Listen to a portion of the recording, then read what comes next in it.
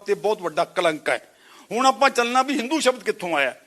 ਉਹ ਜਦੋਂ ਆਰੀਆ ਡੇਰੀਅਸ ਪਹਿਲੇ ਦੀ ਅਗਵਾਈ ਵਿੱਚ ਆਉਂਦੇ ਹੈ 522 BC ਤੋਂ 486 BC ਦੇ ਦੌਰਾਨ, ਉਹ ਇਹਨਾਂ ਨੂੰ ਜਿੱਤ ਲੈਂਦੇ ਆ। ਇਹਨਾਂ ਦੀ ਜਦੋਂ ਅੱਜ ਵੀ ਇਵੇਂ ਹੀ ਹੈ। ਸਾਡੇ 84 ਚ ਕੀ ਹੋਇਆ, ਸਾਡੀਆਂ ਧੀਆਂ ਭੈਣਾਂ ਬੇਪਤ ਹੋਈਆਂ। ਜਿਹੜੀ ਜੇਤੂ ਧਿਰ ਹੈ ਉਹ ਹਾਰੀ ਹੋਈ ਧਿਰ ਦੀਆਂ ਧੀਆਂ ਭੈਣਾਂ ਦੀ ਬੇਪਤੀ ਕਰਦੀ ਹੈ। ਉਹਨਾਂ ਆਰੀਆਂ ਨੂੰ ਹਰਾ ਕੇ ਇਰਾਨੀਆਂ ਨੇ ਇਹਨਾਂ ਨੂੰ ਲੁੱਟਿਆ, ਕੁੱਟਿਆ, ਮਾਰਿਆ, ਕਤਲੋਗਾਰਤ ਕੀਤੀ, ਇਹਨਾਂ ਦੀਆਂ ਧੀਆਂ ਭੈਣਾਂ ਦੀ ਰੱਜ ਕੇ ਬੇਪਤੀ ਕੀਤੀ। ਔਰ ਉਹਨਾਂ ਨੇ ਇਹਨਾਂ ਨੂੰ 522 ਤੋਂ ਲੈ ਕੇ 331 BC ਤੱਕ 191 ਸਾਲ ਗੁਲਾਮ ਰੱਖਿਆ। 331 ਈਸਵੀ ਦੇ ਵਿੱਚ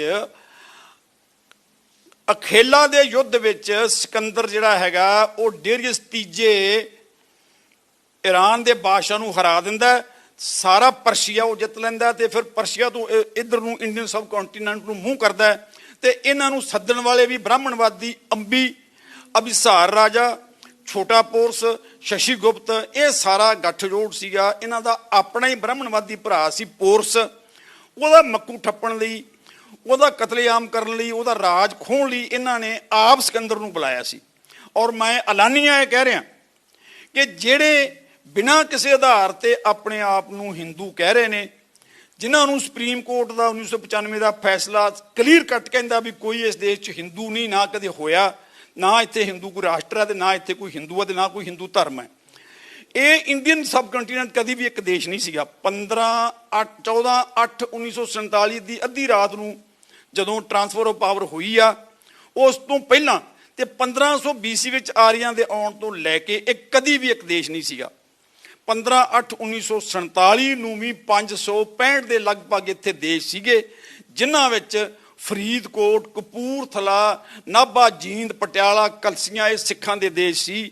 ਜਿਹੜੇ ਸਿੱਖਾਂ ਨੇ ਆਪਣੀ ਮਰਜ਼ੀ ਨਾਲ, ਨਹਿਰੂ ਨੇ ਵਾਅਦੇ ਕੀਤੇ, ਭਰੋਸੇ ਦਿੱਤੇ। ਗਾਂਧੀ ਨੇ ਗੁਰਦੁਆਰਾ ਸੀਸਗੰਜ 'ਚ ਆ ਕੇ ਸਿੱਖ ਕੌਮ ਨੂੰ ਭਰੋਸੇ ਦਿੱਤੇ ਵੀ ਤੁਸੀਂ ਸਾਡੇ ਰਖਵਾਲੇ ਹੋ।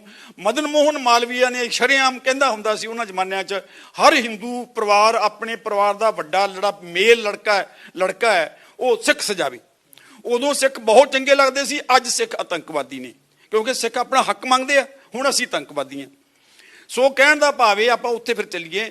ਉਹਨਾਂ ਨੇ ਜਦੋਂ ਇਹਨਾਂ ਨੂੰ ਜਿੱਤ ਲਿਆ, ਇਹਨਾਂ ਦੀਆਂ ਧੀਆਂ ਭੈਣਾਂ ਦੀ ਇਰਾਨੀਆਂ ਨੇ ਬੇਪਤੀ ਕੀਤੀ, 191 ਸਾਲ ਗੁਲਾਮ ਰੱਖਿਆ, ਤਾਂ ਉਹਨਾਂ ਨੇ ਇਹਨਾਂ ਨੂੰ ਫਟਕਾਰਦੇ ਹੋਏ, ਤੁਤਕਾਰਦੇ ਹੋਏ, ਇੱਕ ਤਰ੍ਹਾਂ ਨਾਲ ਗਾਲ ਕੱਢਦੇ ਹੋਏ ਆਪਣੀ ਮਾਂ ਬੋਲੀ ਫਾਰਸੀ ਵਿੱਚ ਇਹਨਾਂ ਨੂੰ ਹਿੰਦੂ ਕਿਹਾ ਸੀ। ਫਾਰਸੀ ਦੀ ਤੁਸੀਂ ਡਿਕਸ਼ਨਰੀ ਲਿਆਓ, ਜਿੰਨੀਆਂ ਯੂਨੀਵਰਸਿਟੀਆਂ ਪੰਜਾਬ ਦੀਆਂ ਤੇ ਹਿੰਦੁਸਤਾਨ ਦੀਆਂ ਸਾਰਿਆਂ 'ਚ ਕਿਤੇ ਨਾ ਕਿਤੇ ਫਾਰਸੀ ਡਿਪਾਰਟਮੈਂਟ ਵੀ ਹੈਗੇ ਆ। ਪੰਜਾਬੀ ਯੂਨੀਵਰਸਿਟੀ ਪਟਿਆਲੇ 'ਚ ਫਾਰਸੀ ਡਿਪਾਰਟਮੈਂਟ ਹੈਗਾ, ਉੱਥੇ ਜਾ ਕੇ ਪੜਤਾਲ ਕਰ ਲਓ ਵੀ ਹਿੰਦੂ ਸ਼ਬਦ ਫਾਰਸੀ ਦਾ ਹੈ ਕਿ ਨਹੀਂ। ਤੇ ਫਾਰਸੀ ਦੇ ਹਿੰਦੂ ਸ਼ਬਦ ਦੇ ਅਰਥ ਕੀ ਨੇ? ਚੋਰ, ਗੁਲਾਮ, ਰਾਹਜਨ, ਡਾਕੂ ਤੇ ਕਮੀਨਾ।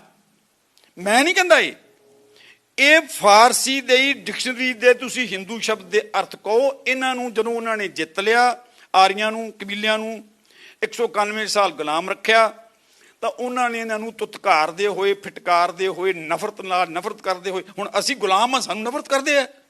ਜਿਹੜੇ ਦਲਿਤ ਨੇ, SC ST OBC, ਹੁਣ ਦੇਸ਼ ਦੇ ਰਾਸ਼ਟਰਪਤੀ ਕੋਵਿੰਦ ਨੂੰ ਬੇਇੱਜ਼ਤ ਕੀਤਾ ਪੁਸ਼ਕਰ ਬਰਮਾ ਦੇ ਮੰਦਰ ਰਾਜਸਥਾਨ 'ਚ। ਦੇਸ਼ ਦੇ ਰਾਸ਼ਟਰਪਤੀ ਤੇ ਉਹਦੀ ਪਤਨੀ ਕੋਵਿੰਦ ਨੂੰ ਬੇਪਤ ਕੀਤਾ ਜਗਨਨਾਥਪੁਰੀ ਦੇ ਮੰਦਰ 'ਚ, ਕੂਣੀਆਂ ਮਾਰੀਆਂ, ਉਹਦੀ ਬੇਇੱਜ਼ਤੀ ਕੀਤੀ। ਸਾਰਾ ਦੁਨੀਆ ਜਾਣਦੀ ਆ, ਵੀਡੀਓ ਚੱਲ ਰਿਹਾ, ਵਾਇਰਲ ਹੋਇਆ ਜੀ। ਜਿਸ ਭਾਰਤ ਵਿੱਚ ਅੱਜ 21ਵੀਂ ਸਦੀ 'ਚ ਜਿਹੜਾ ਕਿ ਦੁਨੀਆ ਇੱਕ ਗਲੋਬਲ ਵਿਲੇਜ ਹੋ ਚੁੱਕੀ ਆ, ਦੇਸ਼ ਦੇ ਰਾਸ਼ਟਰਪਤੀ ਨਾਲ ਇਹ ਹਾਲ ਹੈ, ਤੇ ਬਾਕੀ ਸਿੱਖਾਂ ਨਾਲ ਤੇ ਘੱਟ ਗਿਣਤੀਆਂ ਨਾਲ ਤੇ ਦਲਿਤਾਂ ਨਾਲ ਤੇ ਮੁਸਲਮਾਨਾਂ ਨਾਲ ਹੁਣ ਕਸ਼ਮੀਰ 50 ਦਿਨਾਂ ਤੋਂ ਬੰਦ ਕਰਕੇ ਰੱਖਿਆ ਹੋਇਆ ਗੈਰ ਸੰਵਿਧਾਨਕ ਤੌਰ ਤੇ। ਤੁਹਾਡੇ ਸਾਹਮਣੇ ਹੀ ਹੋਈ ਜਾਂਦਾ ਜੋ ਹੋਈ ਜਾਂਦਾ, ਇਹ ਤਾਂ ਆਪ ਹੀ ਨੰਗੇ ਹੋਈ ਜਾਂਦੇ ਆ। ਔਰ ਉੱਥੋਂ ਇਹ ਹਿੰਦੂ ਇਹਨਾਂ ਨੂੰ ਸ਼ਬਦ ਮਿਲਿਆ ਤੇ ਇਹਨਾਂ ਨੂੰ ਇਹ ਬੇਗੈਰਤੀ, ਬੇਅਣਖੀ, ਬੇਅਕਲੀ ਤੇ ਜ਼ਹਾਲਤ ਦੀ ਇੰਤਹਾ ਹੈ ਕਿ ਗੈਰ ਲੋਕਾਂ ਨੇ, ਹਮਲਾਵਰ ਲੋਕਾਂ ਨੇ, ਜਿਨ੍ਹਾਂ ਨੇ ਇਹਨਾਂ ਦੀਆਂ ਬਹੂ ਬੇਟੀਆਂ ਦੀ ਇੱਜ਼ਤ ਰੋਲੀ, ਉਹਨਾਂ ਵੱਲੋਂ ਦਿੱਤੀ ਹੋਈ ਗਾਲ ਨੂੰ ਇਹ ਸਿਰ ਤੇ ਚੁੱਕੀ ਫਿਰਦੇ ਆ ਤੇ ਕਹਿੰਦੇ ਆ ਗਰਵ ਸੇ ਕਹੋ ਹਮ ਹਿੰਦੂ ਹੈਂ। ਮੈਂ ਪੁੱਛਦਾ ਭਾਈ, ਹਿੰਦੂ ਅਖਵਾਉਣ ਵਿੱਚ ਗਰਵ ਵਾਲੀ ਕਿਹੜੀ ਗੱਲ ਹੈ? ਜੇ RSS ਦੇ 4 ਸਲੋਗਨ ਨੇ, ਹਮਾਰੇ ਮਹਾਨ ਪੂਰਵਜ, हमारे महान प्राचीन शास्त्र, हमारी महान प्राचीन संस्कृति, हमारे महान प्राचीन नैतिक मूल्य वगैरह वगैरह। हुण मैनूं दसो भी जे ये महान सन, पूर्वज महान सन, आर्या महान सन, शास्त्र महान सन, ਤਾਂ 522 ਤੋਂ ਪਹਿਲਾਂ ਤਾਂ ਰਮਾਇਣ ਵੀ ਹੋਂਦ 'ਚ ਆ ਗਈ ਸੀ, ਰਿਗਵੇਦ ਵੀ ਹੋਂਦ 'ਚ ਆ ਗਿਆ ਸੀ, ਲਗਭਗ ਸਾਰੇ ਸ਼ਾਸਤਰ ਕੁਝ ਕੁ ਨੂੰ ਛੱਡ ਕੇ, ਸਮ੍ਰਿਤੀਆਂ ਨੂੰ ਛੱਡ ਕੇ, ਪੁਰਾਣਾਂ ਨੂੰ ਛੱਡ ਕੇ ਸਾਰੇ ਇਹ ਹੋਂਦ ਵਿੱਚ ਆਏ ਹੋਏ ਸੀ। ਫਿਰ 191 ਸਾਲ ਗੁਲਾਮ ਕਿਵੇਂ ਰਹੇ, ਕਿਵੇਂ ਗੁਲਾਮ ਰਹੇ ਜੇ ਇਹ ਮਹਾਨ ਸੀ? ਗੱਲ ਇੱਥੇ ਹੀ ਨਹੀਂ ਮੁੱਕਦੀ। ਇੱਕ ਤਾਂ ਇਹ ਤਾਂ ਨਿਬੇੜਾ ਹੋ ਗਿਆ ਵੀ ਭਾਈ ਸ਼ਬਦ ਹਿੰਦੂ ਕਿੱਥੋਂ ਆਇਆ। ਇਹ ਗੁੰਮਰਾਹ ਕਰਕੇ ਭਾਰਤ ਵਾਸੀਆਂ ਨੂੰ ਇਹ ਕਹਿੰਦੇ ਆ ਜੀ ਸੰਸਕ੍ਰਿਤ ਦਾ ਸ਼ਬਦ ਹੈ ਸਿੰਧੂ, ਇਹ ਸਿੰਧੂ ਤੋਂ ਹਿੰਦੂ ਆਇਆ ਜੀ। ਹੁਣ ਸੰਸਕ੍ਰਿਤ ਦੇ ਸ਼ਬਦ ਸਿੰਧੂ ਦੇ ਅਰਥ ਕੀ ਹੈ? ਵੀ ਬੇਬਹਾ ਜਲ, ਲਾਈਕ ਸੀ, ਜਿਵੇਂ ਸਮੁੰਦਰ ਹੁੰਦਾ। ਉਹ ਆਰੀਆ ਜਦੋਂ ਉੱਥੇ ਆਉਂਦੇ ਆ ਤਾਂ ਸਭ ਤੋਂ ਪਹਿਲਾਂ ਸਿੰਧ ਦਰਿਆ ਉਹਨਾਂ ਦੇ ਸਾਹਮਣੇ ਆਇਆ, ਜਿਹਨੂੰ ਉਹਨਾਂ ਨੇ ਪਾਰ ਕੀਤਾ ਤੇ ਕਰਨਾ ਸੀ। ਉਹਨਾਂ ਨੇ ਉਹਨੂੰ ਸਿੰਧੂ ਕਿਹਾ। ਉਸ ਤੋਂ ਬਾਅਦ ਸਿੰਧ ਤੋਂ ਬਾਅਦ ਜ਼ੇਲਮ, ਜ਼ੇਲਮ ਤੋਂ ਬਾਅਦ ਚਨਾਬ, ਚਨਾਬ ਤੋਂ ਬਾਅਦ ਰਾਵੀ, ਉਸ ਤੋਂ ਬਾਅਦ ਸਤਲੁਜ, ਉਸ ਤੋਂ ਬਾਅਦ ਬਿਆਸ, ਤੇ ਉਸ ਤੋਂ ਬਾਅਦ ਘੱਗਰ, ਹਾਕੜਾ, ਜਿਹਨੂੰ ਇਹ ਧੱਕੇ ਨਾਲ ਸਰਸਵਤੀ ਆਖੀ ਜਾਂਦੇ ਆ। ਇਹ ਸਪਤ ਸਿੰਧੂ, ਸਿੰਧੂ ਮੀਨਜ਼ ਬੇਬਹਾ ਜਲ, ਸਮੁੰਦਰ ਵਾਂਗੂ। ਇਹ ਸਪਤ ਸਿੰਧੂ ਦਾ ਜ਼ਿਕਰ ਰਿਗਵੇਦ ਦੇ ਵਿੱਚ ਆਇਆ, ਮੈਂ ਨਹੀਂ ਕਹਿੰਦਾ ਇਹ। ਸੋ ਇਹ ਕਲੀਅਰ ਹੋ ਗਿਆ ਕਿ ਸੰਸਕ੍ਰਿਤ ਭਾਸ਼ਾ ਦਾ ਹਿੰਦੂ ਸ਼ਬਦ ਨਹੀਂ। ਸੰਸਕ੍ਰਿਤ ਦੇ ਜਿਹੜੇ ਇਹ ਬ੍ਰਾਹਮਣਾਂ ਦੇ ਪੋਥੇ ਆ, ਗ੍ਰੰਥ ਹੈ, ਜਿਹਨੂੰ ਇਹ ਸ਼ਾਸਤਰ ਕਹਿੰਦੇ ਆ, ਕਿਸੇ ਵਿੱਚ ਸ਼ਬਦ ਹਿੰਦੂ, ਹਿੰਦੀ, ਹਿੰਦੁਸਤਾਨ ਹੈ ਨਹੀਂ। ਹਿੰਦੂ ਧਰਮ ਦਾ ਕੋਈ ਉਲੇਖ ਹੈ ਨਹੀਂ। ਭਾਰਤ ਦੇ ਸੰਵਿਧਾਨ ਵਿੱਚ ਹਿੰਦੂ ਦੀ ਕੋਈ ਪਰਿਭਾਸ਼ਾ ਹੀ ਹੈ ਨਹੀਂ, ਹਿੰਦੂ ਦੀ ਕੋਈ ਵਿਆਖਿਆ ਨਹੀਂ। ਹਾਂ, ਇਹਨਾਂ ਨੇ ਥੱਲੇ ਲਾ ਕੇ ਜਾਂ ਕਿਵੇਂ ਵੀ ਕਹਿ ਲਓ, ਡਾਕਟਰ ਅੰਬੇਦਕਰ ਤੋਂ ਆਪਣੀ ਮਰਜ਼ੀ ਦਾ ਸੰਵਿਧਾਨ ਲਿਖਾਉਣ ਵੇਲੇ ਇਹਨਾਂ ਨੇ ਹਿੰਦੂ ਕੋਡ ਬਿੱਲ ਜਿਹੜਾ ਹੈਗਾ ਉਹ ਬਣਾ ਲਿਆ। ਹਿੰਦੂ ਸਕਸੈਸ਼ਨ ਐਕਟ ਹੈ, ਹਿੰਦੂ ਮੈਰਿਜ ਐਕਟ ਹੈ, ਜਿਹਦੇ ਵਿੱਚ ਸੰਵਿਧਾਨ ਦੀ ਧਾਰਾ 25B ਦੇ ਰਾਹੀਂ ਇਹਨਾਂ ਨੇ ਸਿੱਖਾਂ ਨੂੰ ਵਿੱਚ ਨਰੜ ਕੀਤਾ ਹੋਇਆ।